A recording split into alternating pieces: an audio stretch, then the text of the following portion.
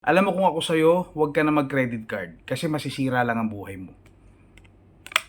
Yan ang isa sa pinaka-common na naririnig ko nagsisimula pa lang ako sa credit card. Well, there's some truth din naman dun sa statement na yun. Ang hindi nila akalain, credit cards pa pala yung mas makaka-help sa akin pagdating sa finances ko. At yan yung mga pag-uusapan natin dito sa video na to, no? Yung mga common misconceptions pagdating sa credit cards na ako mismo na debunk ko. Pero syempre bago natin simulan, kung hindi ka pa nakakapag-subscribe dito sa channel natin, I hope you subscribe to this channel. Of course, click the bell icon para ma-notify ka pag may bago tayong videos. So the number one misconception na meron talaga dito sa Philippines is that kapag may credit card ka, it will lead to uncontrollable debt. Napakaraming Pilipino ang may negative connotation pagdating sa utang, including na dyan yung credit cards. At marami sa kanila ang tingin kapag nag-credit card ka, mababaon ka lang din sa utang eventually. Well, siguro nasasabi nila yun because of past experiences, sa mga kakilala nila, o pwedeng personal experience din. Kasi ako personally, lumaki rin talaga ako na ayaw ko talaga ng utang. So marami sa atin nagkaroon ng belief na kapag nag-credit card tayo,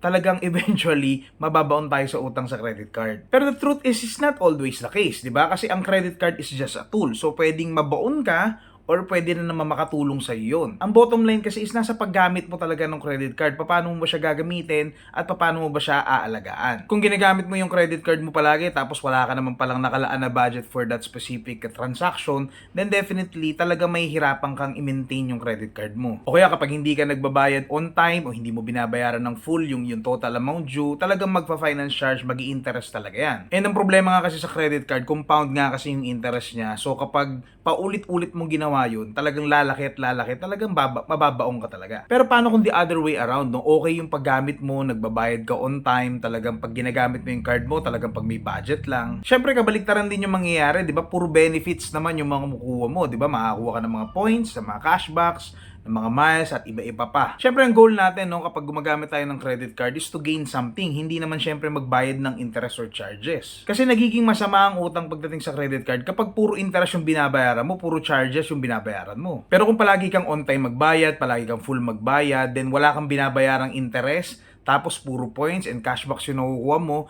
then definitely hindi masama yung credit card for you. The second misconception na ako hindi talaga naniniwala is that credit cards have hidden charges. Ito siguro maraming aalma sa inyo at maraming magsasabi, hindi totoo yan, merong mga hidden charges ang credit cards. And ako naniniwala ako na one of the reasons bakit maraming Pilipino ang ayaw ng credit cards ay dahil takot sa mga tinatawag na hidden charges. Well, siguro nga kasi marami sa atin naka-experience na ng mga charges na hindi mapaliwanag, di ba? Mga horror stories ng mga kakilala, past experiences. Ako personally, kinakatakutan ko rin yun talaga, no? Kasi paano kung yung record mo is hindi tugma dun sa statement balance na nasa statement of account mo. Pero upon reviewing, no, yung statement of account talaga, makikita natin na parang wala talagang hidden charges. Most of them either hindi tayo aware dun sa charge na yon, o kaya number 2, hindi natin naiintindihan saan galing yung charge na yon, o kaya minsan fraudulent yung transaction. The thing is, most probably nasa SOA mo nandun talaga sa summary, 'di ba? Kung ano yung charge na yon na parang nawawala or parang hidden, 'di ba?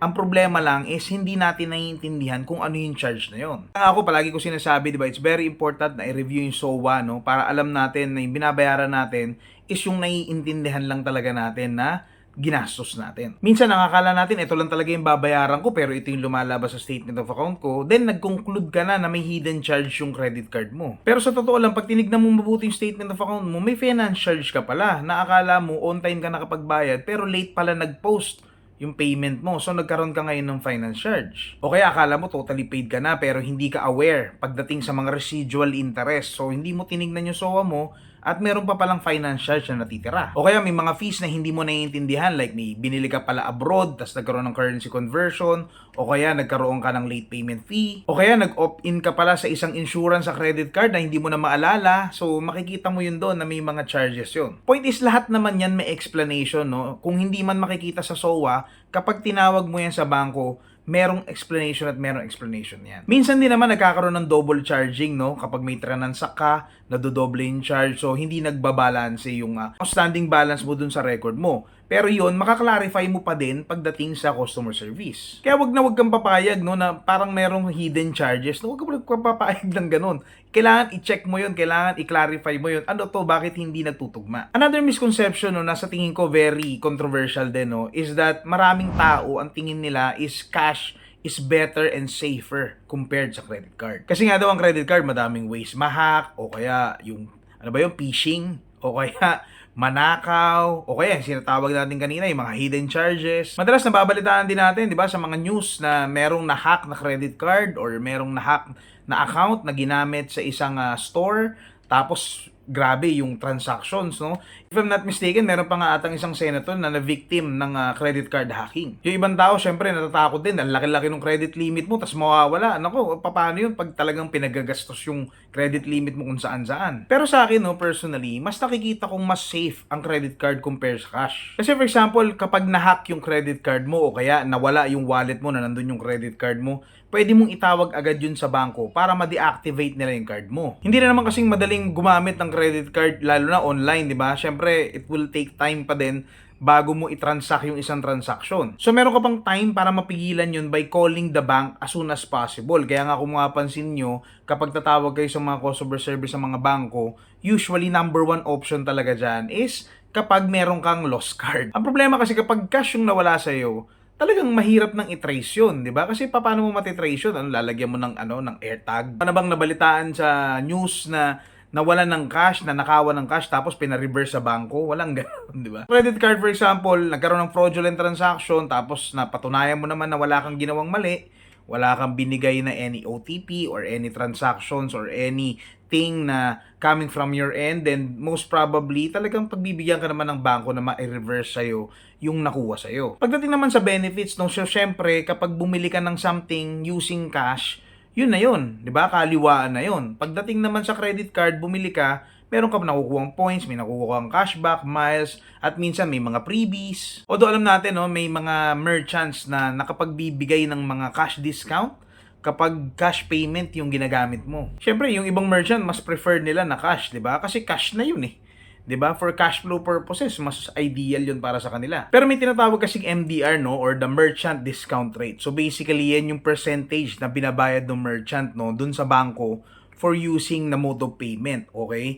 So, yan kasi inclusive na yan dun sa presyo, hindi yan pwedeng ipatong. So, sometimes, yung ibang merchants to encourage yung buyers na magbayad na lang ng cash, instead na gagawin nilang yung full price with MDR, aalisin nila yung MDR as a form of cash discount para ma-encourage yung mga tao na bumili in cash. But don't get me wrong, no? So, syempre, napaka-importante pa rin talaga ng cash, di ba? Kasi hindi naman lahat ng merchants, hindi naman lahat ng kailangan mong bilhin, merong credit card terminal na pwedeng tanggapin yung credit card mo. The point is, hindi ka naman kasi talaga makakapagdala ng malaking cash all the time, di ba? Ako nga, sa mga naging clients ko sa DMCI, pag millions in transactions, cheque ang ginagamit. Hindi naman yan magdadala ng millions in cash. Siyempre, sino ba naman gusto magdala ng millions in cash, di ba? So, sobrang delikado yun. Pero dapat nga pa rin, meron ka pa rin cash sa wallet mo, no? Like, for example, yung mga normal na panggastos mo lang, siguro mga ilang libo, para syempre, kapag kailangan mo, meron kang madudukot sa wallet mo. Pero ako personally, kung kaya kong i-card yung isang transaction, i-card ko talaga siya. Kasi,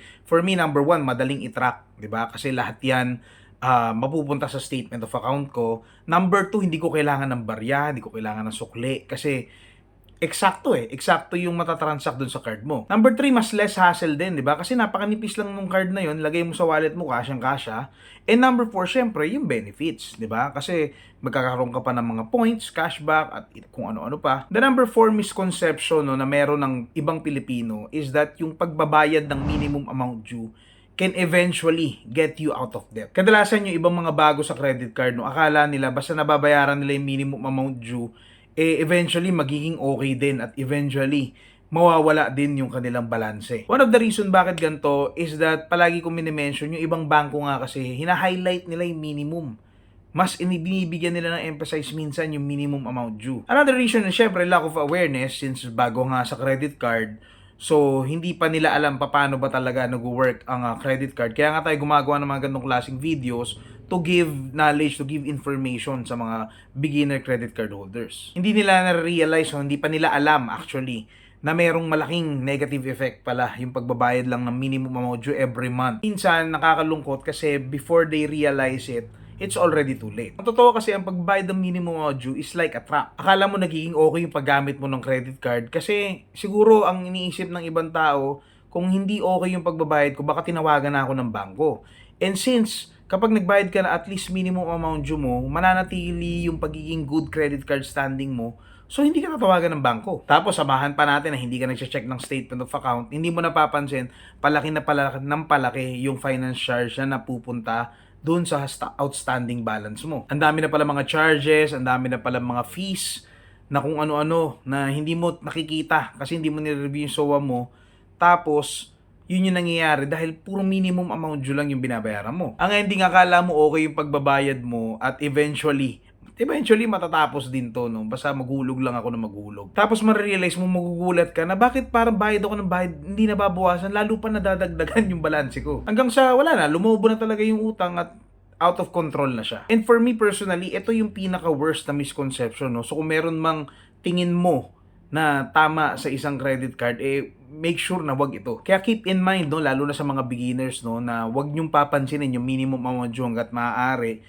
Focus lang kayo palagi dun sa total amount due. Pag yan yung binabayaran nyo every time, yung total amount due, tapos hindi kayo na-late sa pagbabayad nyo, then definitely talagang magiging okay yung paggamit nyo ng credit card. Hindi ka magkakaroon ng mga finance charges, ng mga late payment fee at kung ano-ano pa, then you will reap all the benefits. The fifth misconception is that yung credit card daw is pang mayaman lang. Kasi yung ibang tao iniisip nila, minimum wage earner lang naman ako, ba't naman ako ma-approve sa credit card? Pero ang totoo kasi, hindi ka na-approve sa isang credit card, hindi dahil lang sa income mo, okay? Mas malaking dahilan pa nga yung meron kang bad credit history or wala kang credit history. Kasi may mga credit cards nga, di ba, na ang minimum monthly income is 15,000 pesos. Meron pang 10,000 pesos, di ba, yung PNB Silo. Kaya hindi totoo na pang mayaman lang credit card, no? But for people na merong steady source of income, yung may reliable source of income, syempre hindi rin naman pa pwede yun kung wala kang reliable source of income. And syempre, para yun sa mga tao na may disiplina, di ba? Pagdating sa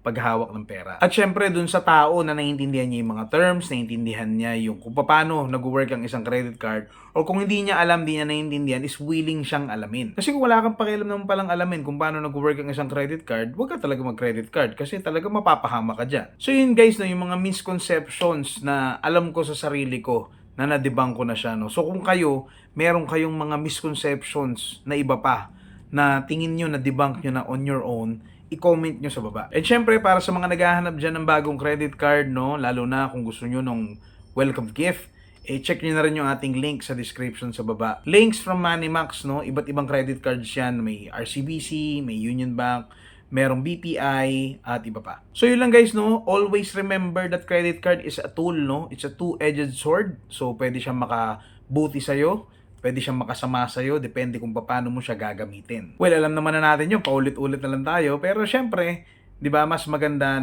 na re-remind natin yung sarili natin na ganun dapat. Kung nagustuhan nyo tong video na to, please hit the like button, syempre, and of course, share this to your friends para, syempre, ma-share din nila sa iba, di ba, at kumalat. That's it guys, this is Raymond from My Finance and I'll see you in the next video.